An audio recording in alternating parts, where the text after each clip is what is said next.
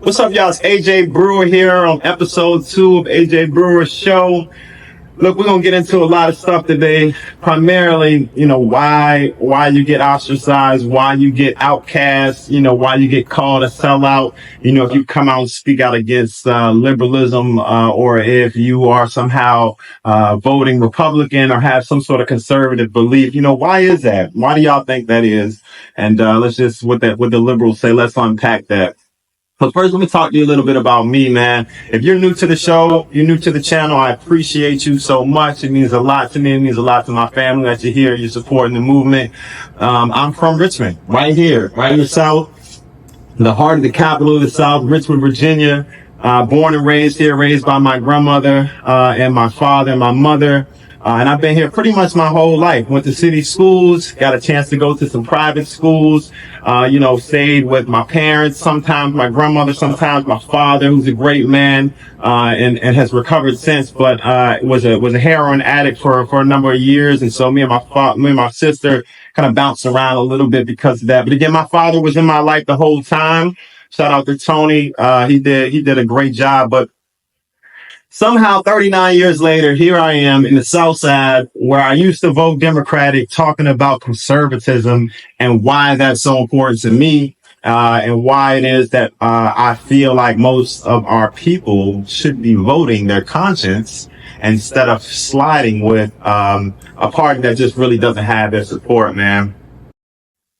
So let's talk about it, man. Let's talk about why my people, my brown, my melanated people, always ostracized, Candace Owens, Kanye West, Amber Rose. Why is it that if Larry Elder speaks up and runs for governor because he has the wrong letter attached to his name, we don't support him? Why is it that we don't support candidates like that? Why is it our favorite musician can make a rap album, and save all of our lives listening to this music, and then when he says the wrong thing, we kick him to the curb? Why doesn't he get grace? Why can you be a coffee shop owner, dedicate your time, talent, and love to a community that birthed and raised you, and give nothing but energy of positivity back? Why is it that you can do that for years, and then when you come out and speak against one tiny issue that you might have some differences on, you get ostracized? Let's get into it, man. I would say that the first problem that we see as conservatives, at least black conservatives, is this mission to minimize our potential and set a ceiling to the progress in the direction that we're taking our lives. And what I mean by that is DEI programs. What I mean by that is affirmative action. What I mean by that is any policy that says I'm not good enough because of something that happened to me or my family years ago, so therefore I need a stepping stool. I need an extra step so that I can get on with my life and make some progress. Why is it that we feel the need to do that?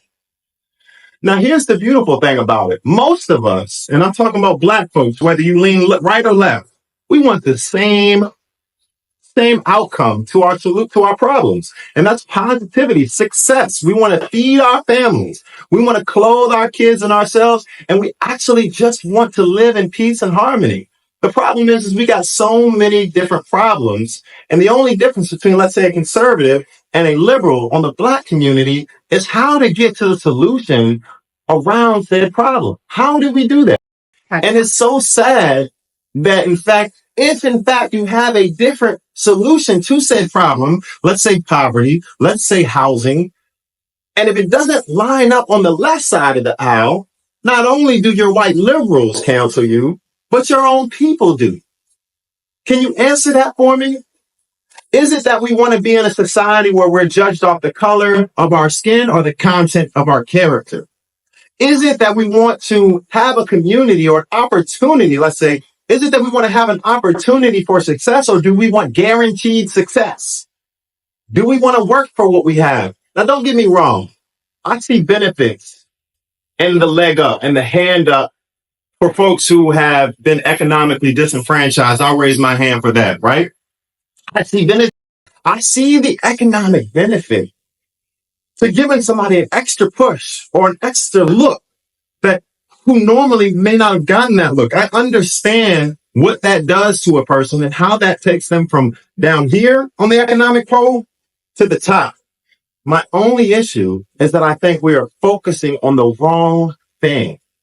Judge me off of my marriage.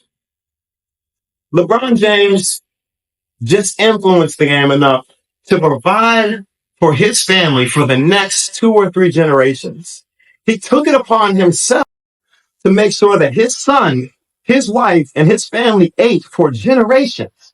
He wasn't waiting for the league to do something. He stepped in and said, I'm going to do it myself. Because he's in the power of what my friends who are on the progressive side say, he's in a position of privilege. He privilegedly used his influence to get his son to where he wanted to be. But guess what he did not do? He didn't serve it to him on a platter. He didn't hand it out to him. He said, son, you get up in the morning, you work for what you want, you work hard for it, you study your school books, and you'll be able to make it somewhere. And if I can grab you and pull you with me, then I'm going to do that. And I wish more black people did that. And again, people are going to eat me up. They're going to cancel me again for saying DEI is this and this. And I know a lot of my friends and family work in some of these departments in corporate America. So it's no shot against the work that some folks are doing to try to get to a solution to a problem that everybody understands exists. But choosing what I look like, who I sleep with over my marriage is a disservice to me. I like to use my son as an example. Anytime my son Parker needs to work on something to get better, hey, daddy, I lost the race. You know, they were faster than me. The kids were stronger than me. After I hug him, I'd say, wipe your tears, son, and tell me what you're about to do to earn your way to that spot. Not because your daddy's the coach, because your daddy has the skill set and know-how, and most importantly, the wisdom to teach you, son, that if you want something, you work for it. It doesn't matter what privileges the other boys have. They were born with natural speed. They were born with an athletic build. They were born with something that you didn't have. But guess what? I'm going to teach you, son, and guess what I'm going to put inside of you? Determination, effort, will. You can't be born with that. That has to be a skill set that we teach and pass on to our children. So before we rip AJ another one and say, oh, he hates affirmative action and he's just a Clarence Thomas, remember that AJ Brewer, the guy that you know as the kidney survivor, who almost died, who has been canceled, who has been rewarded, who has been spit on, who has had to go to court for protective orders because of some of the drama that I have to face because I speak my opinion. Remember me. I don't want any handouts. I don't care that for some odd reason, the universe decided to give me a disease that might kill me. Because guess what? Nothing in life is free. Nothing in life is guaranteed. So I don't need this guaranteed job because of what I look like. And I don't need this guaranteed life because of what I look like. Nothing in life is guaranteed. So forgive me for all of my friends, everybody who's going to see this, who's in corporate America, feeling like they are making a real difference because they work under the Department of Diversity, Equity, and Inclusion. And although that term may feel good, I think there's just a better way to do it. Don't worry about what I look like. Don't worry about where I come from. Don't worry about trying to be fair. If you come for a job at Brewer's Cafe and you don't know how to speak to my customers, if you're not a nice person, if you're not a timely person, you don't get the job. I understand that there's a difference between complete handouts, that is hiring somebody because they're black, and hiring somebody because they are qualified, but just so happen to be black. So it's cool. I understand that they're qualified minorities, qualified gays, qualified Asian folks, qualifying for these positions in corporate America and or using some of the former affirmative action rules to get into the schools that they want. But we have to stop using this, what some would call reverse racism, as a way to equal this unfair and unbalanced country that we live in. Again, think about your kids. How do you treat your kids? How do you treat your spouse? Do you tell them that because they are smarter, slower, or not as smart as the other kids, they deserve an extra hand up? Do they have a real disability? That's how I feel. I feel like all of these handout uh, programs that are aimed to pander at me and my people are just treating us like we have a disability. When I would argue that every black person that I know that is alive and has some kids and has a job is doing just as good as their white counterparts. They may have more money than them. They may have less money than them. They're going to work, providing for their family, what I always say, providing food, shelter, and clothing, and having a little fun after they worship their God. And that's all you can ask for. And we really can do this all night. I'm sure there's some conservatives watching this, and there's some people on the fence that just won't come out of the closet. Your name could be Candace Owens, and you could be all the way on the right side. Shout out to Candace. Keep doing your thing. You can be all the way on the sort of moderate conservative side and suggest something like, let's say, I don't know what Charlemagne, the guy from Breakfast Club is. I don't know who he votes for or what affiliation he has, but a lot of times he might say something like, let's take the debate or lack thereof of our two presidential candidates that happened last week. Charlemagne simply says, man, like, this is problematic. This is not good. He's just simply making an observation. And the rebuttals, if you don't believe me, go to his comments, simply keeps telling this man, oh, if you don't vote for Biden, then you're voting for Trump. And if you don't vote for Biden, if you don't vote for Trump, if you don't vote for Biden, then you're just contributing to the problem. 90 years almost of allegiance to this party. You can't say one thing. It's almost as if they're the mafia. They're a dictatorship. And instead of being in America, you're living in a third world country where you can't speak your mind. And so if you're black, you can't be Candace Owens. You can't come out and stand strong on your values and morals and principles because you'd be called a sellout and an Uncle Tom. Yeah. You can't even be Charlemagne and be concerned for this man's health. Embarrassed that we put this up as a beacon of hope for the rest of the country and the rest of the world to look out. Shout out to Joe Biden. I don't know if this man is crooked. I don't know if this man is good. I don't care. That man needs to go home and take a nap. That's not even a joke. He needs to go home, enjoy his grandkids. And instead of doing that, forget what the white liberals are doing for a second. Our people can't even speak our mind. We keep worrying about racism and what Trump is saying and what white folks in West Virginia who have no power over our life are talking about. Meanwhile, we put a muzzle on our own people's mouth. Think about that. We live in a society where you can't even speak your mind. And if you do as a black person, another black person will come up and say, don't you say nothing. That's the type of world. The real thing is that we assume that we want to hurt our own people. Here's a story.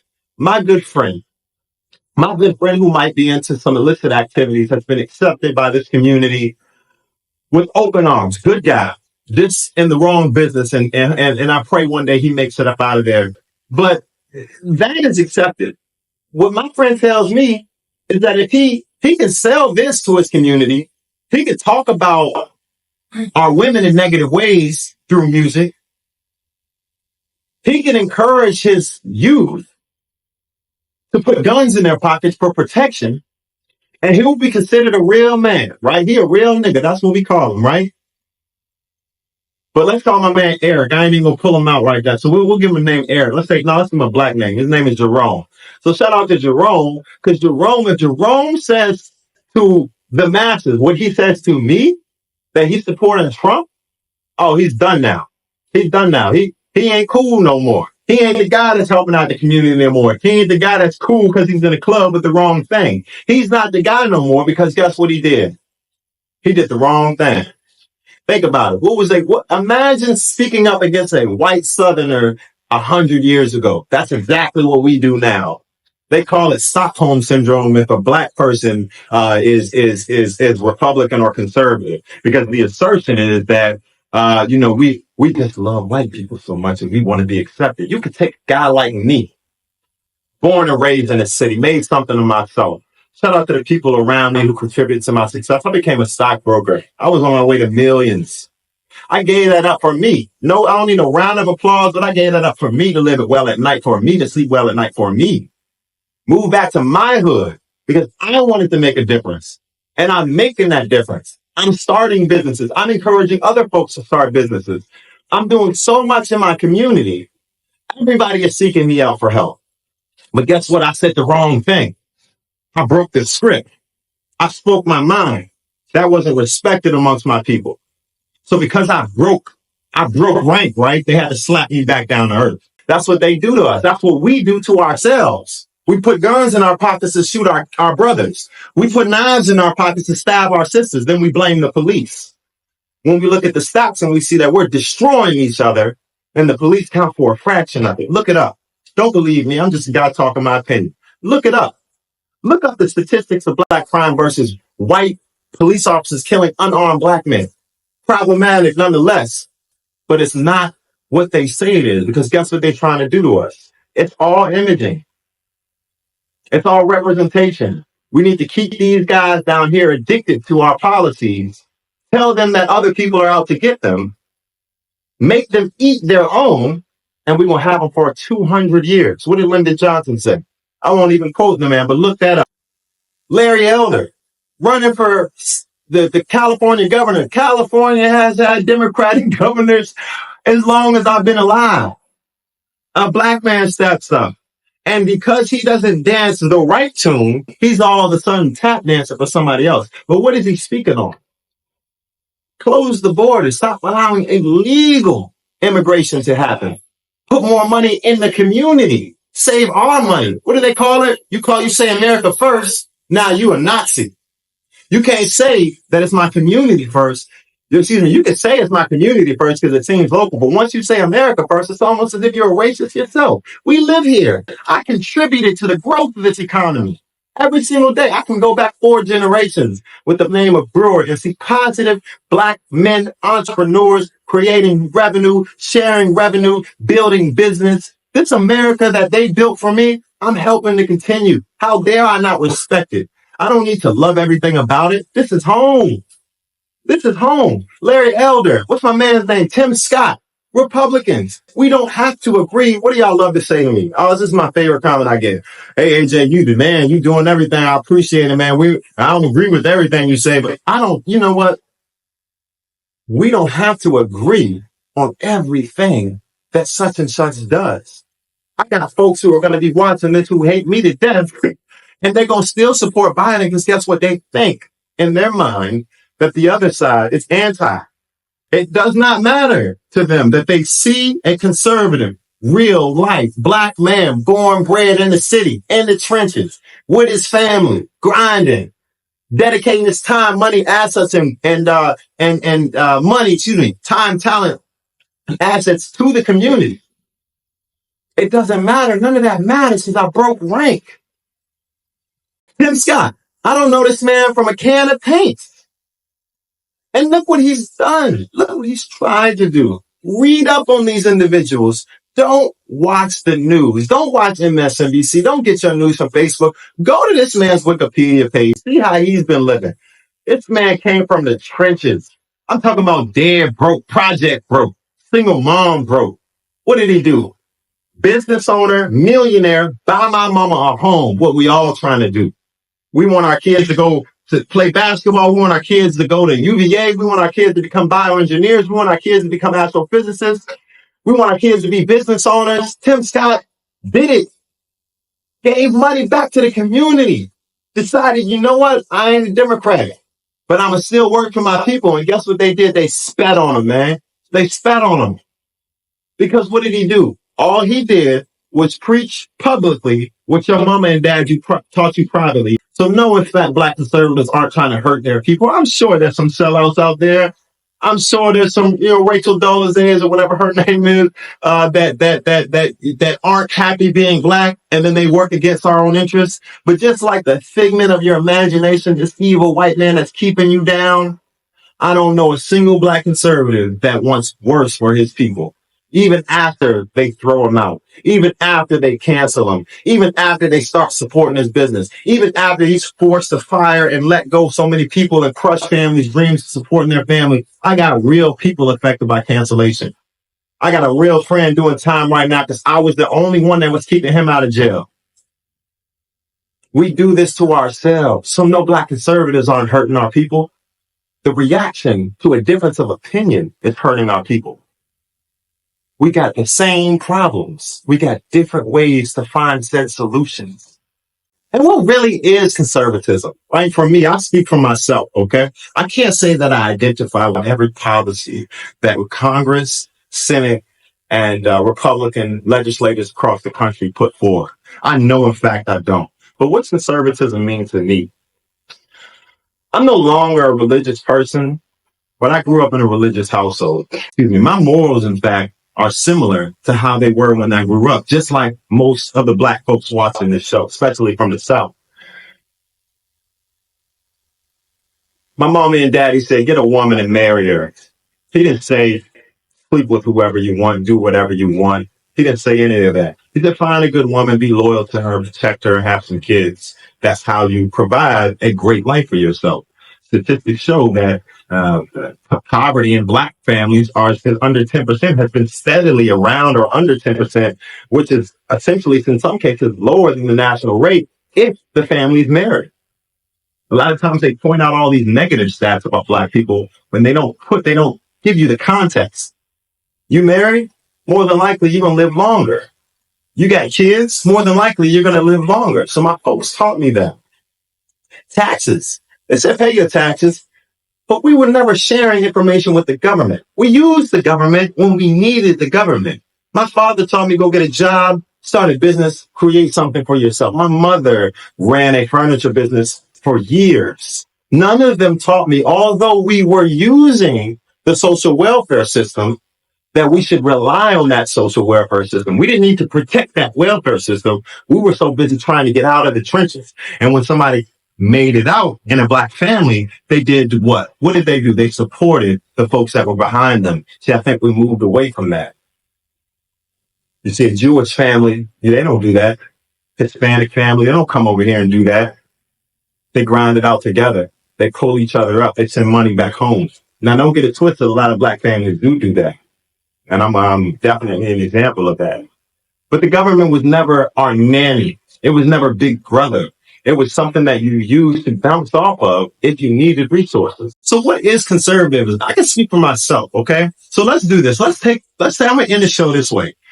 Let's take the top 10 issues. And I don't know if these are the top 10 issues. I picked some social issues that are just fiery online. I took some real issues like some economic issues. And I said to myself, if the name Trump wasn't on the list, if the name Biden wasn't on the list, and if you didn't see Democratic or Republican, and you were at home and no one could record you and you were with your closest relatives, what would be your opinion on the following subjects? In your household, does your parents support opening up the door to the homeless folks outside?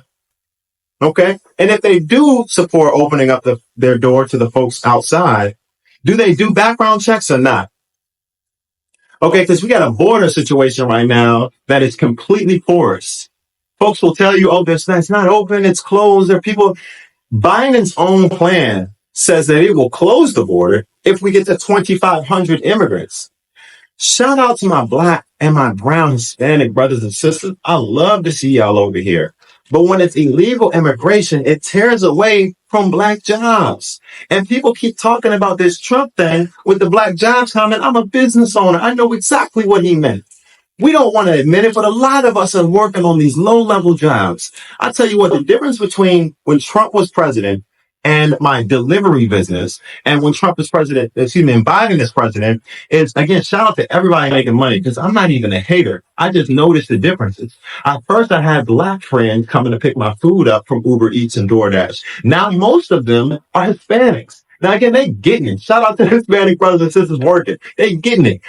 But I got friends. My wife has a friend who can't even really find enough gigs that she was working prior to this being a very big issue. Now, again, legal immigration has been an issue since before I was a child. But right now, I feel like we can all admit that it's going overboard. New York City, Chicago, San Francisco, they're full of people sleeping in the street. How is that humane? Are we not paying attention? I mean, look, let's make this fair and balanced, right? That's what Fox News says. Trump made a terrible decision this year to choosing politics over in solving this immigration policy. Because although that policy that Biden and the Democrats and some of the Republicans put up was not good, it was far from perfect, it was at least a stepping stone to get to this larger pond that we're trying to get to. Everybody on the left and right are just trying too hard to get everything they want. But again, that's the first one. Illegal immigration. Let's talk about it. Is this an open border? Should we just have anybody walk in? Ask your mom, ask your sister, ask your grandmother who speaks her mind how she feels about that issue. Taxes. Number two, how do you talk about taxes in your home? Do you want them lower? When you make more money, do you want to pay more taxes? Talk to me, talk to your grandmother, talk to your grandfather about what they would rather do. Do they genuinely believe that the Democrats running our city who are taxing the death out of us, the Democrats in our city who are taxing the life out of us, that that's somehow creating more good than harm? Is it smarter to punish the person who is making money and creating jobs in your family because he's making money? When you punish the person in your family for making money, guess what? The family suffers. That's this country. We love to punish the rich. We love to punish the so-called more fortunate, the so-called higher than average earner. When it's not that simple. Not everybody's bringing home 500 cash and just tricking off all day long. Most of us are business owners, and most of the folks in our black families who are against having our taxes higher to quote unquote solve some sort of issue that they ain't gonna do nothing but waste our money with anyway, we're against it. But again, I won't speak for my family because I come from a black family. I know how we feel. I know how we think. Talk to your grandma about taxes. Ask her policy-wise. Read her a policy from Trump's plan and Biden's plan. And don't put no emotion in it. Don't say, oh, grandma, they're going to tax more, but we're going to have more money for resources over here. No, because that's not how it works. That's how they want you to believe it works. But ask grandma how she feels about taxes. Shout out to the LGBT community. My best friend, John, is a gay black man. That's my God. I ain't never been against homosexuality. I ain't never been against gay marriage. I need to think that was weird when people would just like cancel gay people and say they couldn't get married. That was crazy to me. I don't care if the kid is 12 or 24. It's not my business. I don't really care. It's not my business to concern myself with somebody's sexuality. That to me is bonkers that the government is even involved in that. But let's be real. You got a daughter at home. She's 8. I got a little niece. She's 6 years old. She's about to start playing soccer. At this age, it really doesn't matter. But let's say by the time she gets 12, there's a little boy who transitioned to a girl. And now he's playing against her. How would grandma feel? That's what I want to know from you. I want to know from you. I'm going to teach my daughter to compete. But it really is a concerning thing to see what they've done to kids in their sexuality and in their gender ideologies. Ask grandma what she feels like when she hears that that's possible. And who's supporting, not who's supporting LGBTQ, because right here you heard it loud and clear, Ajay Brewer does. Not who's supporting transgender people and their decision to choose to live how they want to live, because Ajay Brewer does. I'm talking about our kids. Yeah, is grandma going to allow, is grandma going to be for that, right? Is she going to be for her 14-year-old granddaughter playing against, with all due respect, a person born with different sexual organs than her granddaughter? Is that going to be something that she's proud of? I can't say that I know too many transgender kids, so I know that it's a difficult life to live. I think I have a way that I would handle it in my household, but to be fair, it's not my experience. I'm not a therapist. I'm not trying to here to solve that issue. They allow and think it is okay to have boys and girls compete against each other at the highest level. Imagine where that goes. I want you to have this discussion with your family. Okay, so what we got? First one, illegal immigration, taxes. We got girls playing with boys in sports at the highest level. Our diversity, equity, and inclusion programs that we spoke on earlier. Crime and violence, specifically the bail reform. I'm assuming grandma, unless grandma was into some street shit, grandma want a safe community. Ask grandma if she wants somebody who robs or does something to some victim let out on bond with no bond. That's what I want to know. They've reformed some of the bail requirements because we have what we call quote unquote active. They reformed some of the bail policies because of our quote unquote activists thought it was wrong that people were being imprisoned because of what they call victimless crimes. So now what you see is folks running into Walgreens, running into CVS.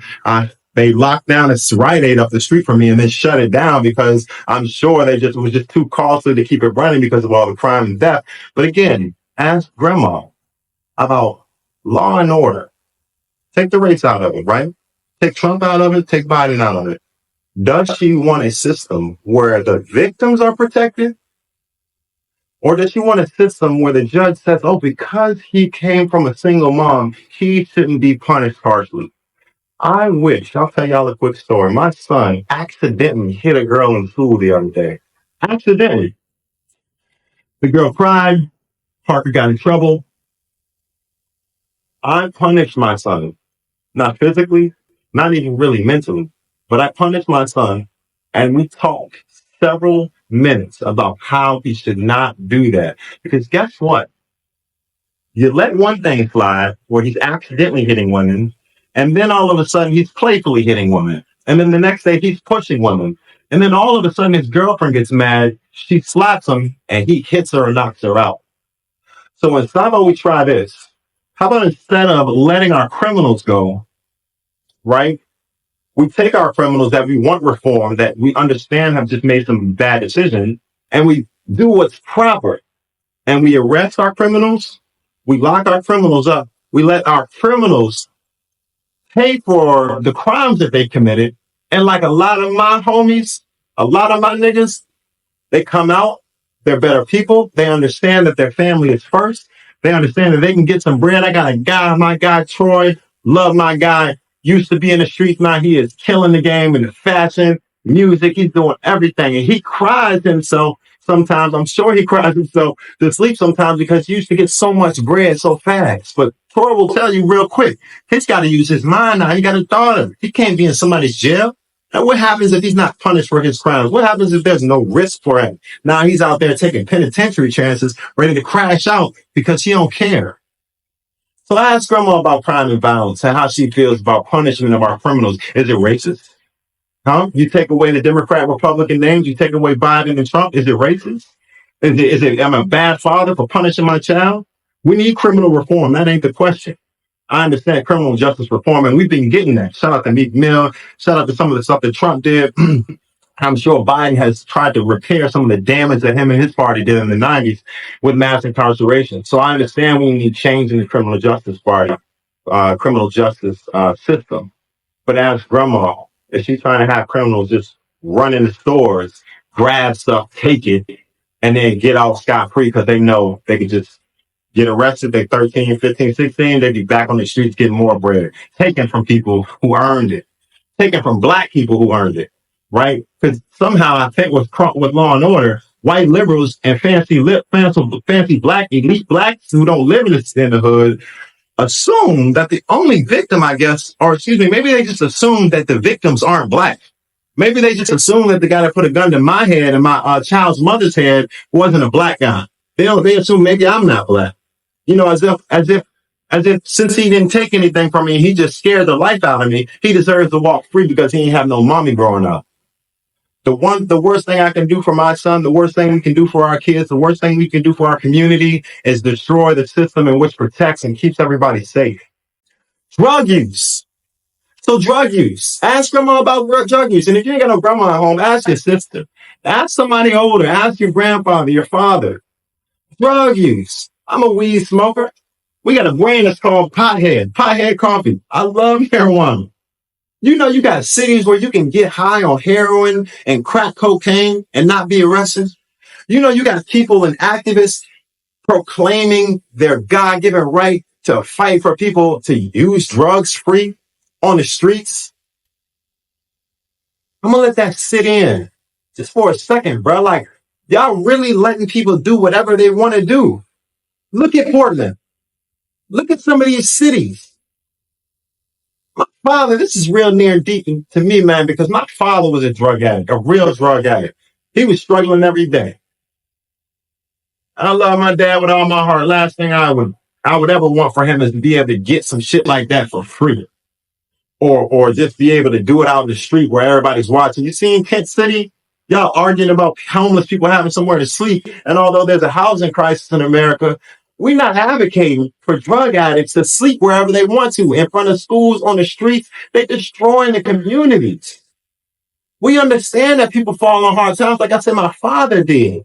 But there's a way to handle things. What did I say in the beginning of this? Conservative blacks and liberal blacks have two different ways to solve one problem in pretty much every circumstance. It ain't like we don't understand how drugs got into our communities. Black conservatives understand that this has been going on for years. And we just don't credit everything to the government or this white man. Sometimes you got to step up and take some fucking accountability. You got to take accountability. So ask her. Ask somebody who you can speak to at home and ask them about drug use. Huh? You do some drugs and you should just be able to do that out in the street? Or should there be punishment? Should this be ostracized from society, just like they do conservatives? Wouldn't it be smarter to be shamed out of doing that? I'm sure my father never showed me that he was doing drugs. That's because he was ashamed. He didn't brag about it. You know, you look on the news sometimes and you just see some of the worst behavior supported by our politicians. It's like they want us to drown. They serve us McDonald's, they give us corner stores, then we get hooked on drugs. And when you got a person like me or a black conservative saying, hey, no, man, clean up Tent City, all of a sudden, we become the enemy when we can see the enemy clear. Run through these last ones. Energy. Ask your people about energy, huh? They will sell you a fucking dream about clean energy. They will sell you a dream while they fly around in their jets. Trust me, bro. They will sell you a dream. I just don't like pollution, okay? I want to take care of where I live and shit, man, so I'm not going to get down like that, right? I definitely want to see the earth move into a more positive light. But ask your people, would they rather pay $4 a gallon or buy a $60,000 fucking EV car? Or would they rather America dig the oil up underneath themselves and allow their people to live a little bit more comfortably? They will teach you that oil is all bad. They'll teach you that all these alternative energies are all better. But I really want to know, what are you discussing in your black households? What do you really feel about energy? Okay, I know the latest CNN and Times, New York Times article says that the earth is going to be extinct and we need to care about pollution. We need to save the planet and stop drilling. They're going to fly on their jets and then talk to you about your stove, about your gas stove. Like you're the problem. What I just say, right? I want a clean environment. I believe in recycling, man. I believe in keeping it clean. Let's get up off of the dirty stuff if we need to. But don't bankrupt this country because you elite and you think that everybody should be doing what you want them to do. You got whole countries not even agreeing to the treaties that we agreed to clean up the world from a pollution standpoint, and you worry about America. Again, that's my opinion. But if I may ask grandma, ask granddad, ask your pops about how they feel about drilling for oil and what that might mean, bringing in more. I don't know if you know the supply and demand rule, but if there's more supply, guess what happens to the price? Miners. Let's go back to that issue. What? I tell you what, I would be willing to bet you, if you're a black woman in America, you're a black man in America, and you go ask your grandparents if they're alive, should minors be taking hormones to change their sexual identity before they're able to drive, before they're able to get a tattoo? Ask your folks, what are y'all talking about in your household? Okay, are you very liberal and progressive? Oh yeah, my baby girl, she was 12 and she thought that she was a boy, so we wanted to meet her where she was. We was on the Dwayne Wade shit, so we let her take the hormone pill. She was 12. She had to drive the car. We said no. She wanted a tattoo. We said no, but you know what? She thought she was a boy, so we gave her the pills. Is that what y'all talk about? Or do you say, like I know you say, not in my household, not today, you could do whatever the hell you want to do at 18, but you ain't doing it in this household? I just want to know, not do they support an alternative lifestyle? Because again, to whomever you want to sleep with or be with and the lifestyle you want to live your life. This is America, the land of the free. But when you're a minor, is Grandma Bessie saying, let the baby take the pills? Let's go ahead and put some chemicals in her body that she can feel more like the body that she feels. What do they call it? This is the way that she identifies, right? Tell me what the household is thinking. Y'all tell me, right? When somebody's coming up to you, meaning you harm, do you want to have a gun on your hip? Tell me, if grandma or granddad is at home with 6, 7 guns, does he want the government to come and confiscate it because he don't need as many, right? Tell me that if he has an AR-15 and that shit's sitting pretty and he's been having that, he loves it. Tell me if he thinks it should be a ban on that. You know why he gonna say no? Because he got a fucking family to protect. We're not worried about what other countries are doing. I don't have time to worry about what Europe is doing with their guns. There's bad guys here. You gonna get rid of my gun, and what is the bad guy gonna do? Turn his into for a couple $100? That's not happening. Ask your people where they are on the Second Amendment. Huh? Explain these issues in whatever way you want to explain them. But come back to me, talk to me in my comments, let me know. My bet is that most of y'all are going to line up mostly where I am. Some of these issues that I just spelled out, you might think I'm conservative on. I'm actually not. But most of those issues I am, and I kind of almost would be willing to bet I say that too much, so let me not say that. I'm willing to assume that a lot of these issues you guys line up with me too. So those are 10 issues, right? They may be top issues, they may not be top issues. But if you line up with me, right? I can't count how many people are in my DMs, former teachers, coaches, mentors, friends, young kids on social media, a couple of news anchors here in the city. Reach out to me and say in private, AJ, we with you. You know, this is how we were all raised, but if I say something, they're going to destroy me. Guess what? Negativity sells, y'all. If you're a black conservative, they always going to hate, man. I got a business in my community. I do nothing but good things in my heart. I lead with heart, lead with love. They still destroyed me. Stop being scared. Y'all speak up, man. Don't worry about people hating you. Don't worry about people canceling you. Let them do what they're going to do. Stop saying to me in private what you won't say in public for fear of destruction. Let these people move how they want to move. The devil gonna always move. It's incumbent upon you to live your true dream, your true life. If you grow up that way in your household, if your father and your mother, like my parents, taught me these values as a child, they actually taught me more. And unfortunately, I don't believe some of the religious aspects. But if you were raised like me, man, if you come from the sticks, man, my wife, she comes from the hood. I come from first of all, let me say this. I hate saying it like that because my parents are good people. My aunt helped raise me. My grandmother was in the military. Shout out to Sergeant Baseline. I got good people, but don't get it twisted. We came from humble beginnings. If we think like this, I know you think like this. If you say it in private, stay in public. Peace.